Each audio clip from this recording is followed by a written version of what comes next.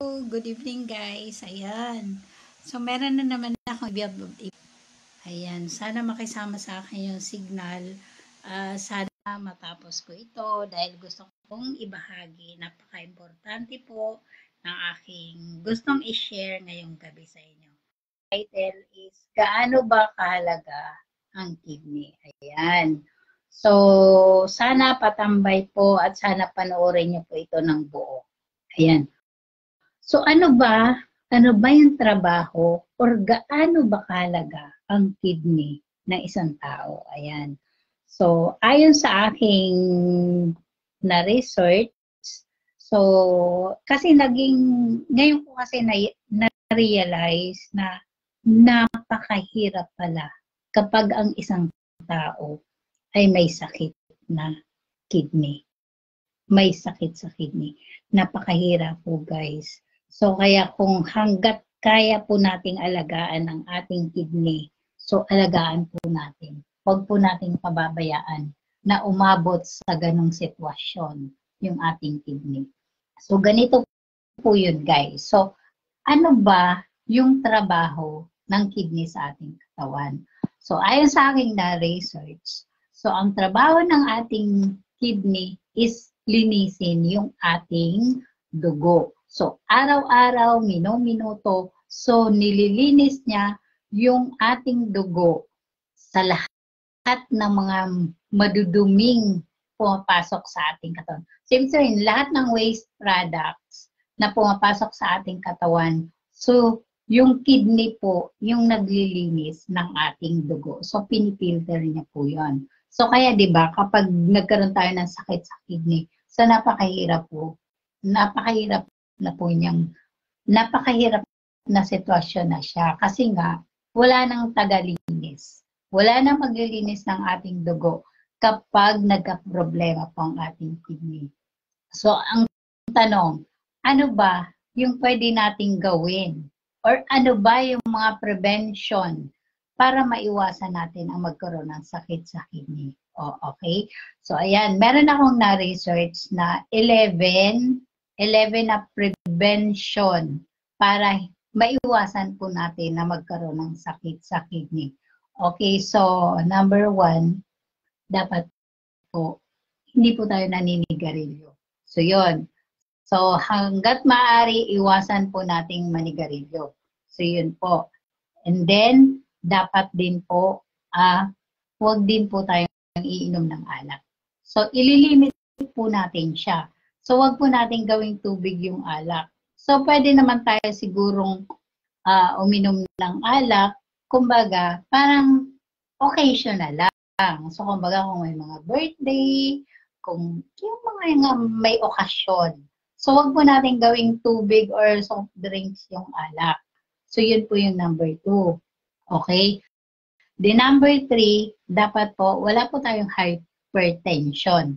Ano po yung hypertension? Yun po yung mataas yung blood pressure. So, para maiwasan din po natin ang pagkaroon ng mataas lagi na blood pressure. So, dapat po na monitor po natin yon. So, dapat po nag-check tayo ng ating BP, regular. Then, kung ano yung advice ng doktor, so susundin po natin yon. So, yun po yung number 3. Then, dapat po maintain po natin yung ating timbang. Maintain regular weight. So, ibig sabihin, so huwag po tayong kumain ng madami. So, kung alam po natin medyo tumataba na po tayo, so medyo control na po. Kasi hindi rin po siya mabuti at nagiging cause din siya para magkaroon ng sakit ang ating kidney. So, i-maintain daw po natin yung ating balance weight. So, yun. So, dapat tamang timbang lang. So, huwag masyadong magpapataba or huwag tayong kumain ng madami. Okay? So, yun po yung number 4.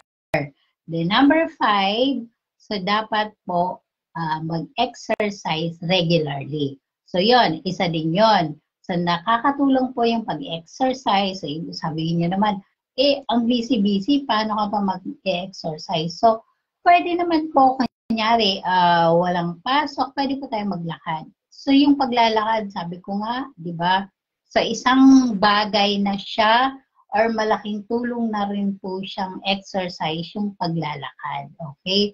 So, tayo na po yung gumawa ng paraan kung paano natin mabibigyan siya ng time yung magkaroon tayo ng exercise. So, yun. So, yun po yung number 5. The number 6, dapat po, i-manage daw po natin yung ating diabetes. So, dapat, wala po tayong diabetes. Or kung meron man, dapat po,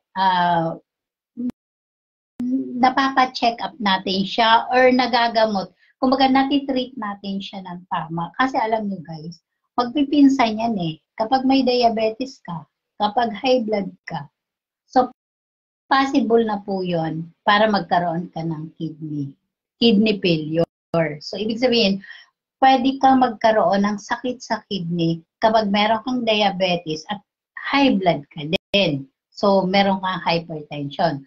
So, ang gagawin mo, dapat iwasan mo na magkaroon ng hypertension, iwasan mo rin na magkaroon ng diabetes. So, ano ba yung bakit din ba nagkakaroon ng diabetes? Kapag marami po tayong kumain ng kanin. So, cholesterol yan eh. Sugar yun eh.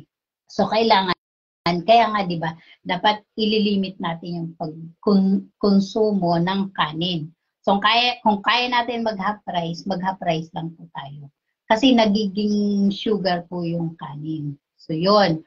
So, tapos yung mga matatamis. So, yun. So, yun po yung mga cause ng diabetes. At kapag may diabetes ka, possible na magkaroon ka din ng kidney failure. So, yun po yung number 6. The number 7 is visit your doctor. Ibig sabihin, kapag may nararamdaman po tayo, huwag na po tayo magpatumpik-tumpik. Yung sasabihin mo, okay lang yan, wala to, gano'n. Hindi po. Kasi alam nyo ba guys, kapag pinabayaan po natin yung ating nararamdaman, darating ang time, mapupunta siya sa malala. Magiging malala dahil nga hindi siya na-treat ng maaga. So ano yung gusto nyo? Yung magamot ng maaga or kung kailan malubha na sa kanyo gagamutin. So mas mahirap. Alam niyo naman, mas mahirap gamutin kapag ang sakit ay malubha na. So kapag may nararamdaman po tayo, wag na po nating ano ba tawag natin, yung sarilinin, yung pabayaan, yung deadmahin, wag po ganon. Kung may nararamdaman po tayo, punta na po tayo ng doktor. So, kumbaga, kung sabihin nyo naman, ang mahal ng check-up, meron namang mga center, di ba? So, meron namang mga public hospital, di ba? So, kung hindi nyo kayang magbayad sa mga private, so, meron naman pong mga center, mga public hospital na pwede namang libre. Kasi mas mahirap pong gamutin ang mga sakit na malubha na. So, lahat ng bagay or lahat ng nararamdaman nyo, huwag nyo pong deadmahin. Hanggat maaga, nagpapacheck up na po kayo. So, yun po. So, dapat po, lagi po tayong magbibisita sa doktor kapag meron po tayong nararamdaman. Okay? So, yun po yung number 7. So, number 8, dapat daw po stay hydrated. So, ibig sabihin, lagi po tayong umiinom ng maraming tubig. So, kasi di ba yung iba minsan nakakalimutang uminom or yung iba naman umiinom ng tubig pero konti lang. Or yung iba naman, instead na tubig, ang ginagawa is soft drinks. So, bawal din po yun. So, wag po tayong masanay na gawing tubig yung soft drinks. So, hanggat maaari, napaka-buti po ng tubig kaysa magso-soft drinks ka. So, yun po yung gawin natin. Kung kaya natin kumpletuhin yung 8 to 12 a day, so, gawin po natin dahil kailangan po yun. So, isa po yan para ma-prevent po natin na magkaroon ng sakit sa kidney. So, dapat lagi po tayo nakakainom ng maraming tubig. So, yan po yung number 8. Then, balanced diet. So, ibig sabihin, ito na po yung number 9, balanced diet. Dapat po. So, kung alam natin, dapat alam natin kung ano yung mga makakabuti or makakasamang mga pagkain sa atin, di ba? So, alam naman natin kung ano yung bawal, kung ano yung pwede. So, wag na po natin kainin. So, yun po yung balanced diet. So, number 10, dapat uminom tayo ng tamang gamot nang naaayon sa sakit. Ibig sabihin, drink your medicine correctly. Ibig sabihin, huwag po tayong nag-iimbento. Kunyari, sasabihin nyo, ay, ito yung antibiotic. Tama to. Ito yung nakawala sa pamamaga ko. Yung mga ganon. So, kailangan lalo yung antibiotic. Anong tawag doon? Hindi siya safe. Yung magte-take ka ng antibiotic ng hindi siya reseta, huwag niyo pong ginagawa yun. Kaya nga sabi doon, uminom daw tayo ng gamot nang naaayon sa sakit. So, wag po tayo na, porket yun yung gamot mo before, na, ito yung nakagaling. Tama, ito, antibiotic. Wag po. So, kailangan po, kung meron tayong sakit, wag po natin i-compare kung ano yung sakit natin before, kahit na same lang sugat or ganon, basta kailangan po pag antibiotic, wag po natin basta-basta iniinom. So, wag po tayong basta-basta umiinom ng gamot nang hindi naman nireseta or hindi naman advice ng doktor. So, dapat po pag tuwing iinom tayo ng gamot, dapat may advice yung doktor. So, yun din po yung cause. Yun po yung dahilan. Kaya po nagkakaroon ng sakit sa kidney dahil sa maling pag-inom ng gamot. So, yun po yun, guys. Kaya, ingat-ingat lang po. Alam niyo naman, napakahirap kapag may sakit sa kidney. Alam niyo naman kung gaano kahirap kapag yung kidney ang bumigay dahil wala nang maglilinis ng ating dugo. At kapag nasira yung ating kidney, anong nangyayari? Di ba? Yun po yung dinadialysis. At alam niyo, guys, napakahirap kapag may sakit ka na sa kidney. 3 times a week kang magdadialysis. Gaano ba katibay yung katawan mo para kayanin mo yung dialysis na gagawin sa'yo, di ba? So, kumbaga napakahirap, guys. Sobra. Ngayon ko po na-realize kung gaano kahirap kapag yung kidney po, yung nasira sa ating katawan. Kaya guys, tandaan nyo po, lahat ng mga prevention na binanggit ko dito, so kumbaga, i-rewind nyo ito, ulitin nyo po, base po yan, ni-research ko po yan, dahil sobrang nalulungkot ako kapag nakakakita ako ng mga tao na merong kidney failure. Kumbaga, ang hirap, nakakaawa sila. Sobrang nakakaawa, hindi mo alam kung ikaw yung nasa sitwasyon na yon. Hindi mo alam kung paano mo siya kakayanin. So, ganun po yon. Then, number 11 is reduce stress. O, ayan. So, dapat daw po, wag po tayong masyadong nag-aalala, namamroblema ng mga bagay-bagay. Di ba sabi nga, do not overthink. Ayun. So, wag po nating problemahin. Yung hindi pa problema. Di ba yung tao ganun? Hindi pa nga problema, pinoproblema na. Hayaan mo yung problema sa problema. Di ba? Kasi alam niya naman bakit. Pag problema mo ba, pag inisip mo ba ng inisip, tapos wala ka namang ginawang solution, masosolba. Di ba? Hindi. So, iwasan po nating mag-isip ng kung ano-ano. So, reduce stress.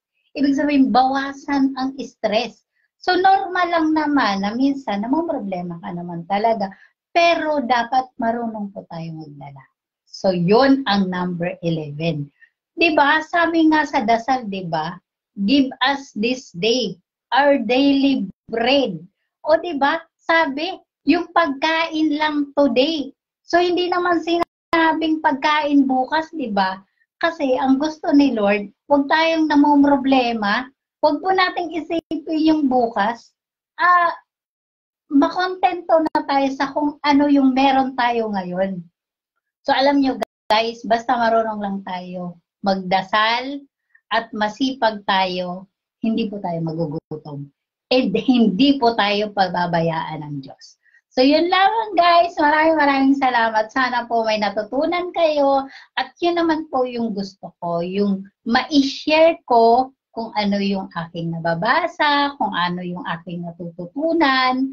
Ayun. So, napaka-importante po. So, kumbaga, ngayon ko kasi na-realize na sabi ko, Diyos ko, Lord, ang hirap pala kapag yung isang tao nasira yung kidney. Kumbaga, parang kung i-compare mo pa nga sa cancer, pero cancer is bad din. Kumbaga, isang nakakamatay din siyang sakit.